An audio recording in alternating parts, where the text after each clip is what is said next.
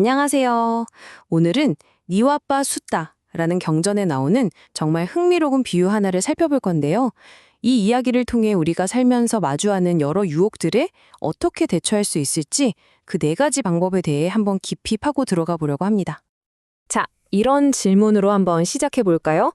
살다 보면 여러 유혹을 마주하게 되잖아요. 그럴 때 어떻게 하면 거기에 사로잡히지 않을 수 있을까요?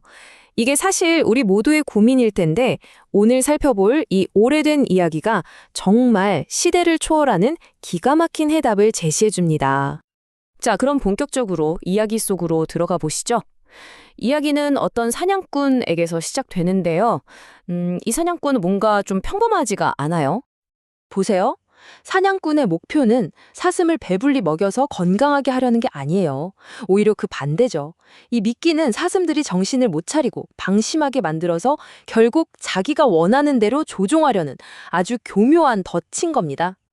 자, 이제 이 위험한 미끼 앞에 네 무리의 사슴들이 나타납니다. 그런데 재밌는 건 이 네 무리가 각자 완전히 다른 방식으로 반응한다는 거예요.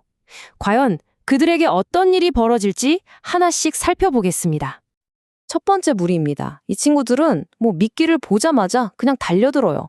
와, 웬 똑이냐 하면서 아무런 의심도 없이 경계심 하나도 없이 정신없이 먹어치우기 시작하는 거죠. 결과가 어떻게 됐을지는 여러분도 짐작하시겠죠.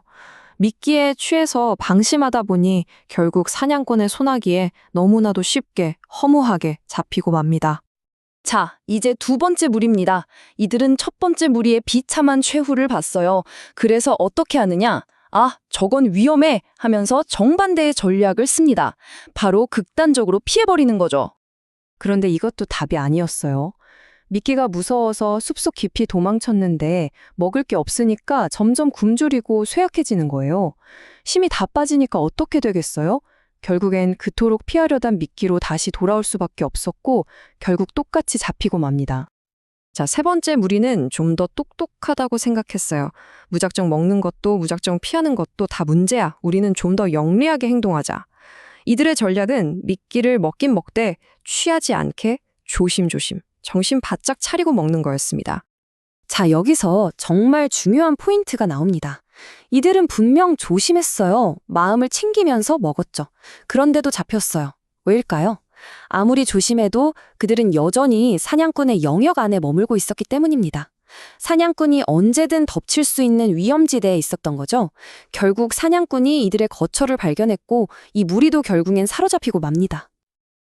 아니, 그럼 도대체 어떻게 해야 하는 걸까요? 무작정 먹어도 안 되고 피하기만 해도 안 되고 조심조심 먹어도 안 된다니? 자, 드디어 마지막 네 번째 무리가 등장합니다. 이들이야말로 진짜 해답을 보여주는데요. 과연 무엇을 다르게 했을까요? 이들도 세 번째 무리처럼 미끼를 조심스럽게 먹었어요. 하지만 결정적인 차이가 있었습니다. 바로 거처를, 그러니까 자신들이 사는 곳을 아예 사냥꾼이 올 수 없는 안전한 곳에 마련했다는 겁니다. 사냥꾼의 영향권 자체를 벗어난 거죠. 그러니 사냥꾼이 아무리 찾으려 해도 찾을 수가 없었고 결국 포기하게 됩니다. 오직 이 네 번째 무리만이 완전한 자유를 얻게 된 겁니다. 자, 여기까지가 사슴과 사냥꾼의 이야기였는데요. 여러분도 눈치채셨겠지만 이건 그냥 동화가 아니죠. 아주 깊은 의미를 담고 있는 비유입니다. 그럼 지금부터 이 비유 속에 숨겨진 진짜 의미가 뭔지 하나씩 파헤쳐 보겠습니다. 먼저 사냥꾼, 네와삐꼬는 누구일까요? 바로 마라를 상징합니다. 우리를 온갖 괴로움과 유혹에 빠뜨려서 자유롭지 못하게 만드는 그런 악마적인 힘을 뜻하는 거죠. 그렇다면 사슴들을 유혹했던 미끼, 니와빠는 뭘까요? 이건 바로 5가지 감각적 쾌락, 반짝하마구나를 의미합니다. 쉽게 말해 우리 눈, 귀, 코, 혀, 몸을 즐겁게 하는 모든 것들이죠. 맛있는 음식, 좋은 음악, 아름다운 풍경 같은 것들 말이에요. 마지막으로 사슴, 미가 졌다는 누구일까요? 바로 이 이야기를 듣고 있는 우리 자신입니다. 이 세상의 수많은 유혹 속에서 어떻게든 자유를 찾아보려는 모든 수행자, 사마나 브라흐마나를 상징하는 거죠. 자, 그럼 이제 가장 중요한 질문이 남았죠. 네 번째 사슴무리가 찾았던 그 안전한 거처, 즉 마라의 손길이 전혀 닿지 않는 곳은 과연 어디일까요? 다행히도 경전에서 아주 명확하게 그 답을 알려줍니다. 그곳은 어떤 특정한 장소가 아니에요. 산속 깊은 동굴이나 외딴 섬 같은 물리적인 공간이 아닙니다.